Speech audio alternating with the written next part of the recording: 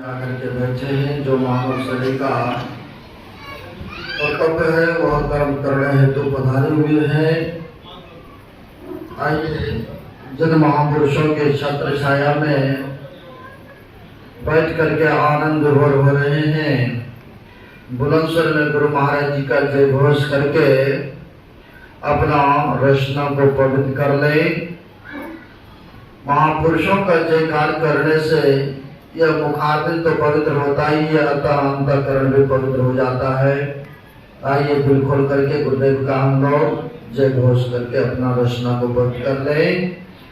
बोलिए प्रेम से श्री सद्गुरु महाराज की जय, श्री सद्गुरु महाराज की जय, श्री सद्गुरु महाराज की जय।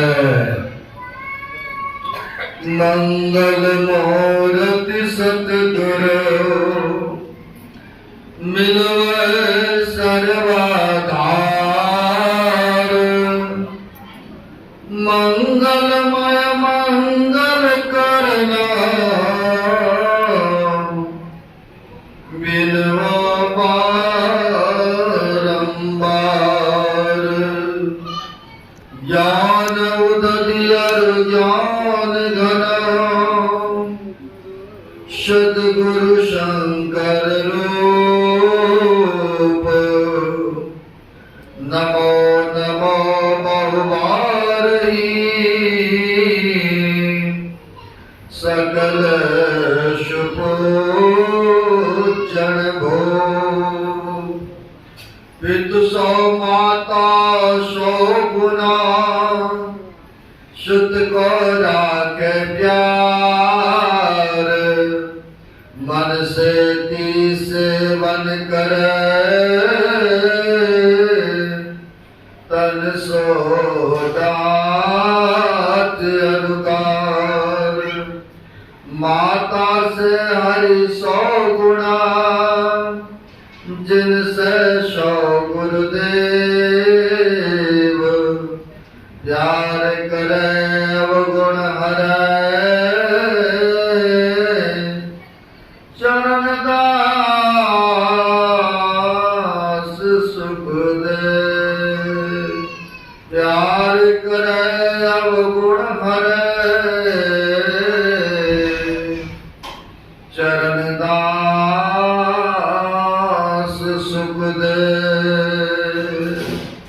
जो जस चंदा उगवही, सूरज चढ़ी हजार, हे तो चानंद हो दिया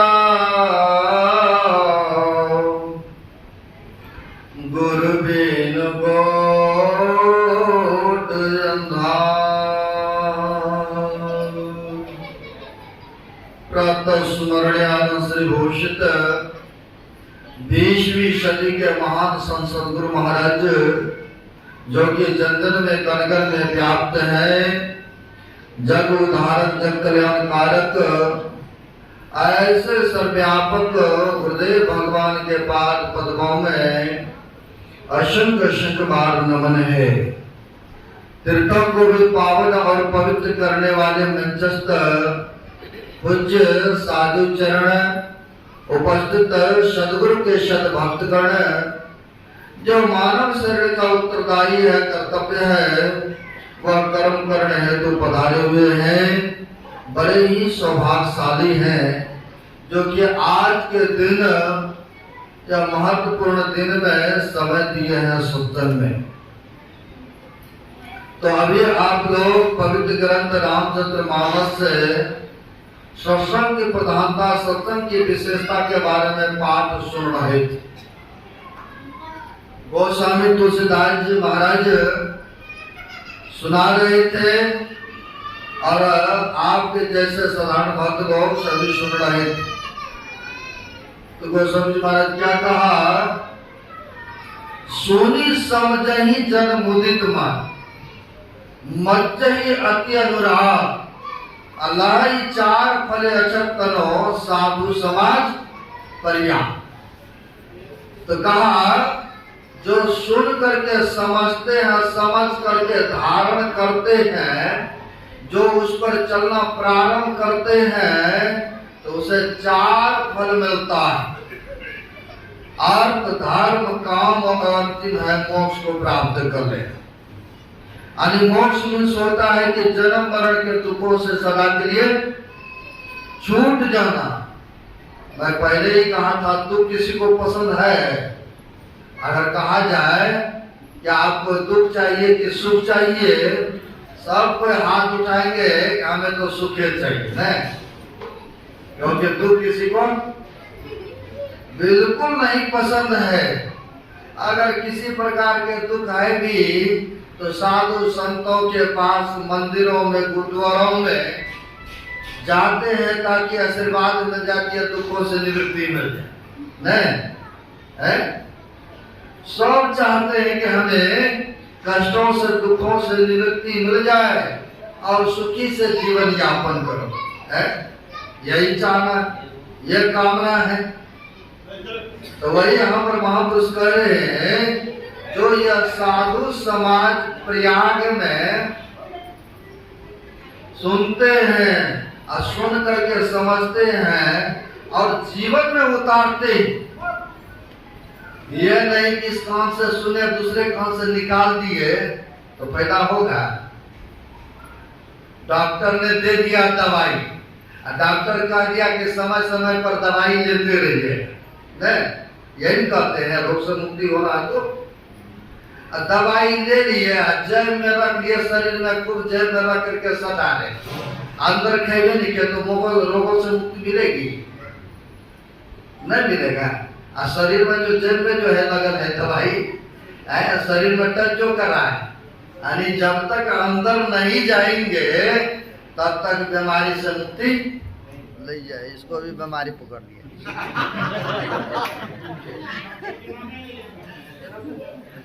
बार बार यही हो रहा है। जय जय राम, जय जय राम, जय जय राम कहूँ राम, जय जय राम, जय जय राम, जय जय राम कहूँ जय जय राम।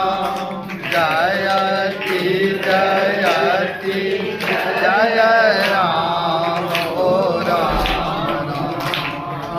जयति जयति जय राम ओ राम। जय जय राम, जय जय राम, जय जय राम कहूँ जय जय राम। जयति जयति जय राम हो राम राम। बोलिए प्रेम से श्री सद्गुरु। तो हम लोग सुन रहे थे दुखों से निवृत्ति के बारे में। यानी किसी भी प्रकार के कष्ट है तो उससे चाहते छुटकारा पा ले, लेकिन ये छुटकारा मिलेगा कैसे, कहाँ जाने से? तो कहा दूसरा दुख है, बहुत बड़ा कष्ट है, पीड़ा है, रोग है। सबसे बड़ा कष्ट कौन सा है? तो कैंसर की बीमारी को कहते नहीं, और सब बीमारी तो चलिए धीरे धीरे हो जाता है लोड, लेकिन वो बीमारी बहुत कम ही चांस रहता, 100 में 10% रहता है। अब कोई इन रोगों से पीड़ित है, दुखी है, परेशान है, यहाँ वहाँ इलाज करा करके परेशान हो गए हैं। कोई बता दे कि वो बाबा के पास जाइए, आपको आशीर्वाद देंगे तो ठीक हो जाएंगे, क्या व्यक्ति दौड़ के जाएंगे कि नहीं? ताकि शारीरिक जो भी परेशानी है वहां जाने से हमारी छुटकारा मिल जाए। इस वास्ते ऐसे ही हमारे गुरु महाराज के समकालीन में बड़े ही श्रद्धा के प्रतीक थे सुरेश अग्रवाल। अब वो कोलकाता के थे। अब शरीर है तो किसी को भी रोग व्याधि हो सकता है। कई आदमी तो कह देते हैं, एक जगह पूर्णिया में हम गए थे सत्संग करके, गए डॉक्टर के पास, चलिए शरीर है तो किसी न किसी प्रकार के रोग। गए एक माई आ गए कि बाबा आप भी हॉस्पिटल में यहाँ आ गए हैं। तो मैं क्या, आगे तो शरीर है तो किसी को भी कुछ हो सकता है, आगे तो कौन सी बड़ी बात हो है।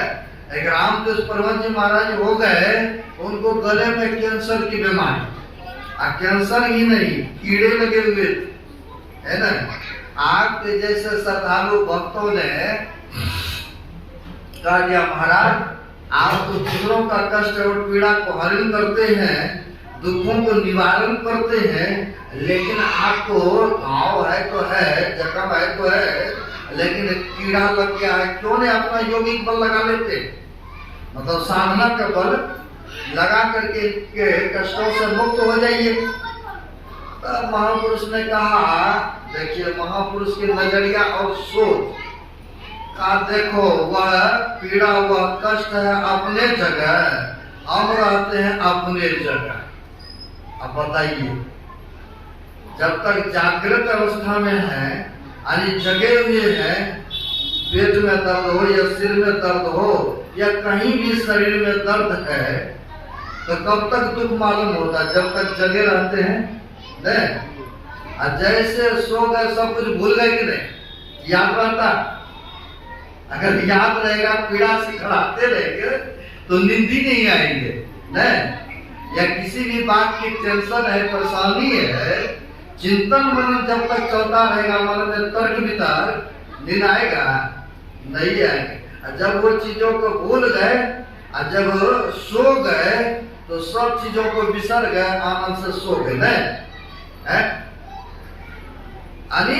अंदर में प्रवेश कर गए, वैसे ही संत होते है ना।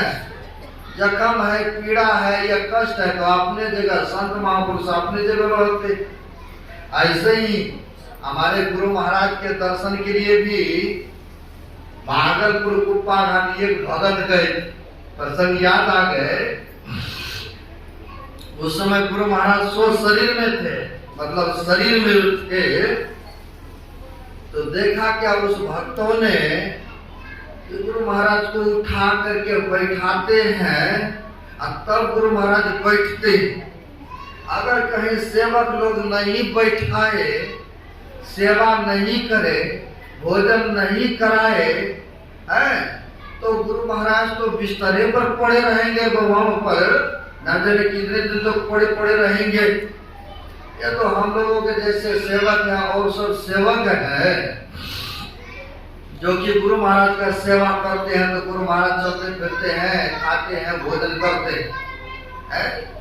ऐसा मन में चला, चूंकि बेड पर देखे सो रहे थे तो, और गुरु महाराज जो थे अंतर्यामी। गुरु महाराज कभी कभी कहा करते थे कि भक्त लोग मेरे पास ऐसे सब इच्छा लेके आते हैं, ऐसी सब भावना लेके आते हैं, अगर हम उनका मन के बात को कह देना तो मेरे पास आना छोड़ देंगे, क्योंकि गुरु महाराज सबके मन के बात को जानने वाले होते है ना। अब देखिए गुरु महाराज क्या लीला करते हैं, है ना, प्रत्यक्ष बात बता रहा हूं आपको। वो भक्तों ने ऐसा सोचा, देखा दृष्टि से, तो होता क्या है, कुछ काम से वो सोच करके देख करके चले गए और पास से। अब कुछ देर के बाद मन में हुआ कि चलते हैं, गुरु महाराज के रूम में ये सामान रखा हुआ, चलते हैं लाने के। और जब वो भक्त कुछ देर के बाद लौट करके आते हैं तो गुरु महाराज को देखते हैं कोई सेवक नहीं, और गुरु महाराज रूम में इधर उधर टहल रहे। गुरु महाराज यहाँ से वहां टहल रहे हैं। इन सेवक को देख करके बड़ा आश्चर्य लगा।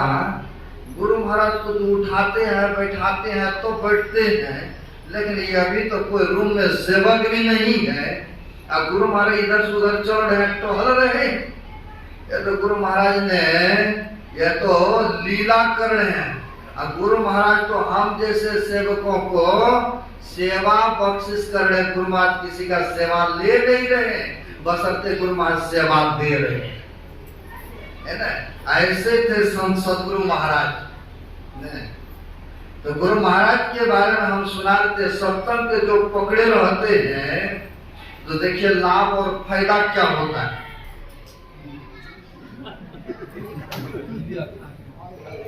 ये ऑटो कट है, अगर ये भी काट के छोड़ देंगे ना गड़बड़ा जाएगा। लाइट आते तो अपने जनरेटर बंद है, तुरंत जा रही है, खैर कोई बात नहीं है ना। गुरु महाराज के समकाली के बाद के बात है।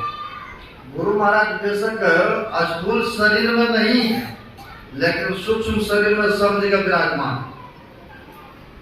परमात्मा में हरि में और संत में कोई अंतर नहीं होता।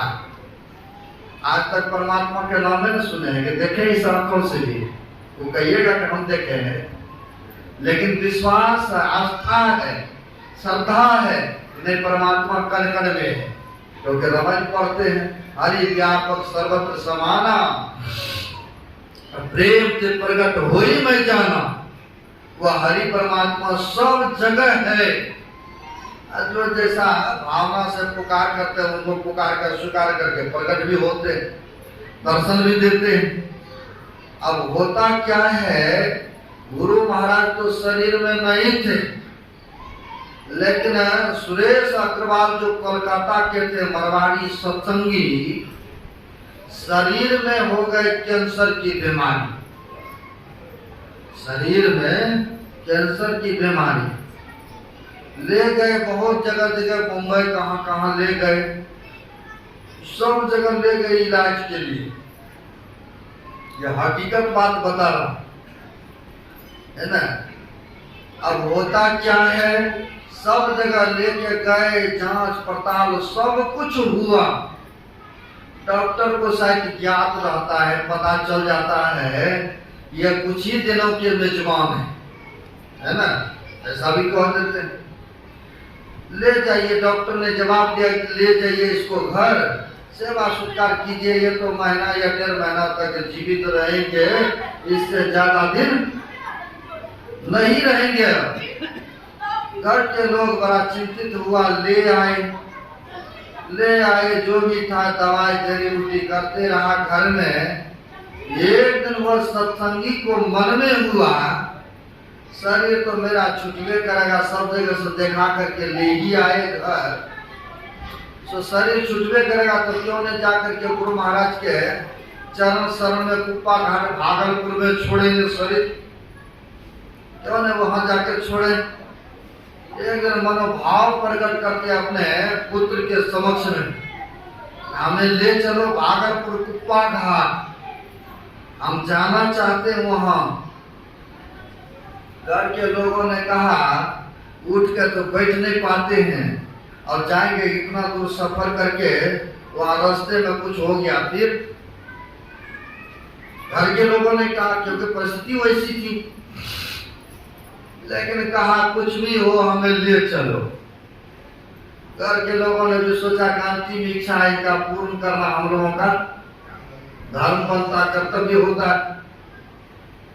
एक कार टैक्सी किया, उस पर सवार हुआ और सवार करके लेके चले आए कहाँ, भागलपुर कुप्पा घाट। देखिए संत महापुरुष जहाँ पर ध्यान करते हैं, जहाँ सत्संग करते हैं, जहाँ पर वास करते हैं, वो भी जगह पूजनीय हो जाता है कि नहीं। यही ले लीजिए, कहीं दूर के बात मत लीजिए, यही मछवाड़ा साहिब है।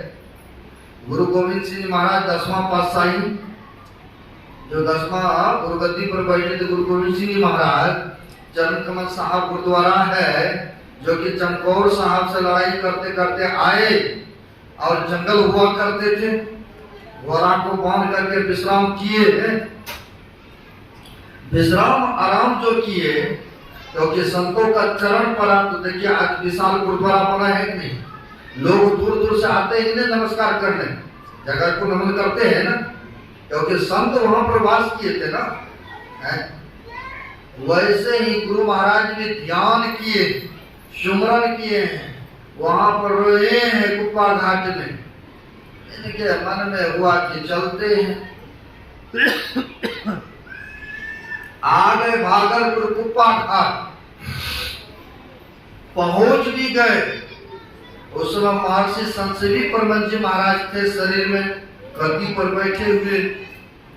जाके अपना दुखनामा सुनाया तो संतों को दया आया, दे दिया एक रूम रहने के लिए, एक रूम दे दिया रहने के लिए, और कहा आप रहिए और भोजन प्रसादी यहीं पर कीजिए, सत्संग में आकर के सुनते रहिए, कोई बात नहीं, जब तक रहने की इच्छा हो रहिए, ऐसा कह दिए। अब देरी, क्योंकि कहावत में है ना, दुख में सुमरन सब करे और सुख में करे न को, और जो सुख में सुमरण करे तो दुख आए को नहीं। और अब बेचारा को शरीर में पीड़ा था, कष्ट था, समय समय पर ध्यान, समय समय पर सत्संग, यानी गुरु महाराज में संलग्न रहना, हर वक्त जप चलाना, है ना, जप चलाना, सुमरण करना, समय समय पर दर्शन करना। कभी कभी जब नहीं जा पाते थे दर्शन के लिए तो महर्षि संसदी परमहंस जी महाराज आते थे इनके रूम में हाल समाचार लेने के लिए। और कभी कभी चले जाते थे आश्रम से सत्संग में कहीं, तो ये बेचारा आकर के चरण पकड़ के रोते थे कि हजूर जा रहे हैं तो फिर मेरे को दर्शन कब मिलेगा। कहा आप चिंता मत कीजिए, हम जल्दी ही लौट के आएंगे। यानी ऐसे करते क्रम में डॉक्टर ने दिया था 1.5 महीना की मोहलत, 1.5 महीना से हो गया 3 महीना, है ना, 1.5 महीना से हो गया 3 महीना। तब तक ये देखते हैं कि हम तो ठीक है, शरीर में है, कुछ तो नहीं हुआ है। और जड़ी बूटी जो भी होता था खा रहे थे, है ना, दवाइयाँ चल रही थी, अब बेचारा खा भी रहे थे जड़ी बूटी। 3 महीना जब हुआ और आश्रम का प्रसादी अन्न भी खा रहे थे, क्योंकि कहावत में ना, जैसा खाए अन्न वैसा हुआ मन, है ना। अब जो है आश्रम में रह रहे हैं, 3 महीना हो चुका है, अन्न खाया तो उसका गुण भी शरीर में गया। अब यह जो है धीरे धीरे शरीर में ताकत महसूस करने लगे, शरीर में ताकत महसूस करने लग गए। 3 महीना से हो गया 4-5 महीना यूं समझिए, अब शरीर में और ताकत। मन में हुआ एक दिन, डॉक्टर तो बोला था मात्र 1.5 महीना, हमको तो 5-5 महीना होने चला, क्यों नहीं एक बार जाकर के चेकअप कराते, है ना। गुरु महाराज के देखिए मौज, जाकर के मन में ऐसा हुआ तो जाके एक बार चेक कराए। और चेक कराने के बाद तो ये हो जाता है कितना पॉइंट पर, 1 नंबर पे 2 नंबर पर है, कितना स्टेप पर रुका हुआ है। और जब वहां पर चेक कराए तो डॉक्टर भी हैरान, कहा आपको तो कोई कैंसर ही नहीं। जब कहा कोई कैंसर नहीं है बीमारी, तब पूछा कि आप कौन सी दवाई लिए जो कि आप ठीक दिख रहे हैं रिपोर्ट में, कौन सा दवाई लिए। कहा देखिए जो भी जड़ी बूटी खाना था वो तो खा ही रहे थे, लेकिन मुख्य दवाई हमारा था सदगुरु महाराज के चरण में रहना।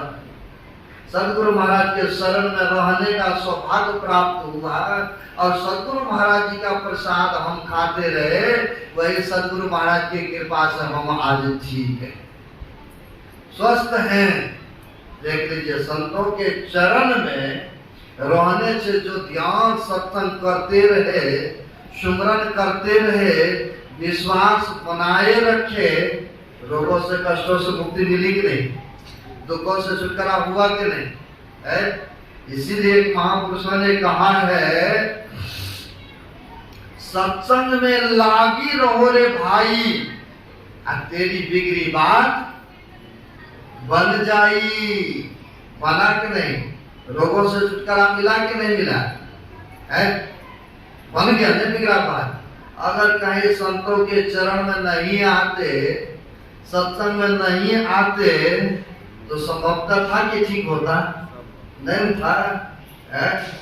इसलिए कहते सत्संग में लागी रहो रे भाई, सबको कहते सत्संग को पकड़े रहो।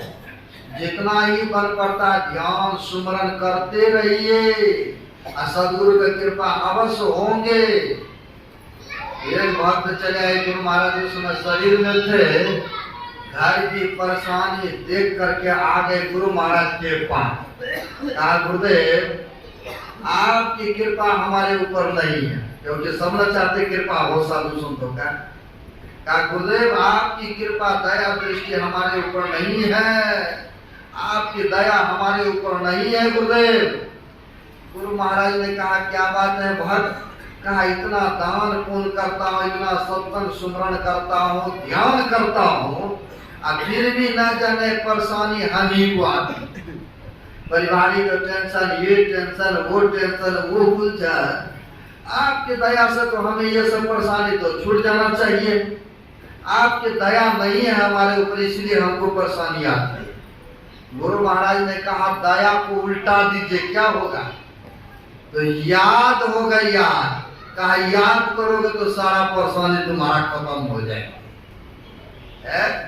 तो वही बात है, बारिश सब जगह होती है, पानी कहाँ टिकता है? जहाँ गड्ढा हो तो वही टिकता है, ऊंचो स्थान पर टिकेगा नहीं ना। वैसे विशेष कृपा चाहिए तो विशेष पात्र बनना पड़ेगा ना। जो नित्य प्रति ध्यान सत्संग सुमरण करेंगे तो सदगुरु के कृपा उन पर अवश्य बरसते रहेंगे, सदगुरु की दया उन पर बने रहेंगे। इसलिए महापुरुषों ने कहा जब गोस्वामी तुलसीदास जी महाराज के पास श्री राम भगवान और लक्ष्मण भैया चले गए कुटिया में, चित्रकूट में, तो कहा भक्त को देखते हैं टूटी फूटी घर में रह रहा है झोपड़ी में, मेरा नाम तो 24 घंटा जपते, क्यों न इसको कुछ ना कुछ दिया जाए। जैसे मालिक के पास में ईमानदारी से काम करते हैं तो मालिक भी खुश होकर के नहीं, पर्व त्योहार या कोई आता है समय या दिवाली को ऊपर तो कुछ ना कुछ देता है कि नहीं? सबको देता होगा है जो काम करते हैं। उसी प्रकार श्री राम भगवान ने देखा कि मेरा नाम भजन करता है, सुमरण करता रहता है, क्यों नहीं एक तो इनको दर्शन देना चाहिए और दूसरा इसको कुछ ना कुछ वरदान भी देना चाहिए। जब कुटिया में आए तो भगवान श्री राम ने कहा कि भक्त हमसे वरदान मांग लो कुछ। पहले तो गोस्वामी जी महाराज ने कहा हमको कुछ नहीं चाहिए। अगर आजकल के भक्तों को कहेंगे मांगिए कुछ बहुत कुछ मांग लेंगे नहीं, ये भी हो, ये भी पूरा हो, वो भी पूरा हो, है कोई काम अधूरा नहीं छोड़ा जाएगा, अगर सब काम मेरा पूरा हो। लेकिन गोस्वामी जी महाराज से जब कहा कि मांगो भक्त मेरे से कुछ वरदान, गोस्वामी जी महाराज ने कहा हमें कुछ नहीं चाहिए। कहा नहीं नहीं फिर भी कुछ मांग लो हमसे, कुछ मांग लो। तो गोस्वामी जी ने बाहर के चीज नहीं मांगा, कहा हे प्रभु आप अगर हमारे पूजा से, सत्संग से, ध्यान से, सुमरन से अगर आप प्रसन्न हैं तो हमको आप सत्संग दीजिए, सत्संग, कुछ और चीज नहीं मांगा। कहा सत्संग दीजिए, कहा देहु सत्संग निज अंग श्रीरंग भवभंग कारण शरण शोकहारी। कहा हे प्रभु आपका निज अंग है सत्संग, आप अगर सत्संग दे दिए तो हरि रंग लग जाएगा हमारे ऊपर। आप सबके ऊपर भी हरि रंग लगा तब ना इतने दूर दूर से काम रोजगार पर छोड़ के आए हैं, लगाए कि नहीं है? अगर सदगुरु की कृपा है तब ना इतने दूर दूर से चल करके भक्तगण यहाँ पर आए हैं सत्संग में। ये भी रंग तो चढ़ना हुआ है, और जो रंग चढ़ गया तो ये रंग उतरने वाला नहीं है। वही वहां पर कहते हैं देहु सत्संग निज अंग श्री रंग भव भंग कारण शरण शोकहारी। कहे प्रभु आप अगर हमको सत्संग दे दिया तो इसी के द्वारा हमारा भव का अंत हो जाएंगे, यानी आना और जाना ये समाप्त सदा के लिए हो जाएंगे। इसलिए आपको सत्संग दीजिए और कोई चीज नहीं चाहिए, ऐसा गोस्वामी जी महाराज ने कहा और वही चीज वरदान मांगा है ना। इसलिए सत्संग जो है बहुत बड़ी महत्वपूर्ण चीज है। हमारे गुरुदेव भी कहते हैं नित्य सत्संगत करो बनाई, अंदर बाहर दो विधि भाई, धर्म तथा बाहर सत्संगा, अंतर सत्संग ध्यान अभंगा। कहा बाहरी भी सत्संग करो और जो गुरु जुक्ति को जान करके गुरु मंत्र को जान लिया है वह जान करके ध्यान भी करो। ये दोनों प्रकार के सत्संग जो व्यक्ति करते हैं तो उनका एक न एक दिन परम मोक्ष अवश्य मिल जाता है, जन्म मरण के दुखों से सदा के लिए छूट जाते हैं। कहने सुनाने के लिए बहुत बातें हैं, अब आगे नहीं बढ़ेंगे क्योंकि दूर दूराज से भक्तगण आए हैं, करीब करीब काम रोजगार करने वाले हैं, सबका ध्यान रखना पड़ेगा हमें नहीं। तो इसलिए जो है अभी तो यूं तो 20 मिनट है 6 बजने में, लेकिन एक भजन हमारे गायक साहब हैं, एक सत्संग की प्रधानता सत्संग की विशेषता के उपरांत एक भजन सुन लीजिए, फिर सभी कोई हाथ में पुष्प लेंगे, मंगलाचरण करेंगे और फिर गुरु महाराज के आके से चरणों में अर्पित समर्पित करेंगे। और आप सबके लिए भंडारा भी तैयार है, और भंडारा तो सब खाएं, लेकिन हमारे भंडारी सभे हमारे भीम बाबू जो कि सुजित रोड से बरगार तरफ से आए हुए हैं, पाली जिला से, और साथ में भंडारी बनाने वाले को मिले हैं, और लापसी का सारा सामान लेकर आए। आपको राजस्थानी भंडारा मिलेगा खाने को, है ना। इसलिए सबों से आग्रह है कि भंडारा अवश्य ग्रहण कीजिएगा। बहुत सारा 400-500 आदमी का बना है भंडारा, आप लोग भंडारा अवश्य ग्रहण कीजिएगा और तब यहाँ से प्रस्थान कीजिएगा। अब आइए एक भजन सुन लीजिए और फिर सभी के हाथ में पुष्प भी दिया जाएगा, पुष्पजाली भी होगा। अब माई को उधर व्यवस्थित किया जाए। बोलिए प्रेम से श्री सद्गुरु महाराज की जय।